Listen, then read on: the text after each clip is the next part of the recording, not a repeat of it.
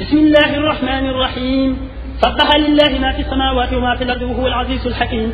هو الذي أخرج الذين كفروا من أهل الكتاب من ديارهم لأول الحشر ما ظننتم أن يخرجوا وظنوا أنهم مانعتهم حصونهم من الله فأتيهم الله من حيث لم يحتسبوا وقذف في قلوبهم الرعب يخربون بيوتهم بأيديهم وأيدي المؤمنين فاعتبروا يا أولي الأبصار. ولولا أن كتب الله عليهم الجلاء لعذبهم في الدنيا ولهم في الآخرة عذاب النار ذلك بأنهم شاقوا الله ورسوله ومن يشاق الله فإن الله شديد العقاب. ما قطعتم من لينة أو تركتموها قائمة على أصولها فبإذن الله وليخزي الفاسقين. وما أفاء الله على رسوله منهم فما أوجفتم عليه من خيل ولا ركاب ولكن الله يسلط رسله على من يشاء والله على كل شيء قدير. ما أفاء الله على رسوله من أهل القرى فلله وللرسول ولذي القربى واليتامى والمساكين وابن السبيل كي لا يكون دولة بين الأغنياء منكم. وما آتيكم الرسول فخذوه وما نهاكم عنه فانتهوا واتقوا الله إن الله شديد العقاب. للفقراء المهاجرين الذين أخرجوا من ديارهم وأموالهم يبتغون فضلا من الله ورضوانا وينصرون الله ورسوله أولئك هم الصادقون.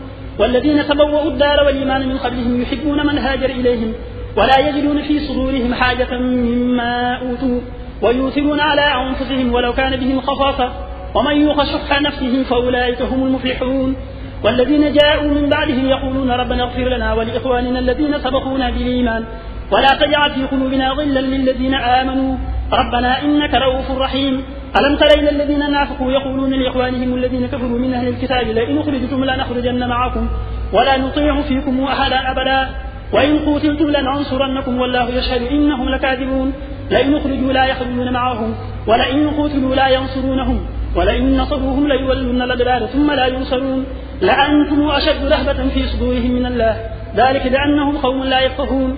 لا يقاتلونكم جميعا إلا في قرى محصنة أو من وراء جدر بأسهم بينهم شديد تحسبهم جميعا وقلوبهم شتى ذلك بأنهم قوم لا يعقلون. كمثل الذين من قبلهم قريبا ذاقوا وبال أمرهم ولهم عذاب أليم. كمثل الشيطان إذ قال للإنسان كفر فلما كفر قال إني بريء منك إني أخاف الله رب العالمين فكان عاقبتهما أنهما في النار خالدين فيها وذلك جزاء الظالمين. يا أيها الذين آمنوا اتقوا الله ولتنظر نفس ما قدمت لغد واتقوا الله إن الله خبير بما تعملون. ولا تكونوا كالذين نسوا الله فأنساهم أنفسهم أولئك هم الفاسقون. لا يستوي أصحاب النار وأصحاب الجنة أصحاب الجنة هم الفائزون.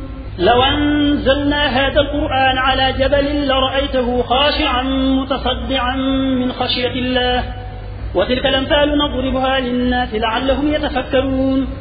هو الله الذي لا إله إلا هو عالم الغيب والشهادة هو الرحمن الرحيم.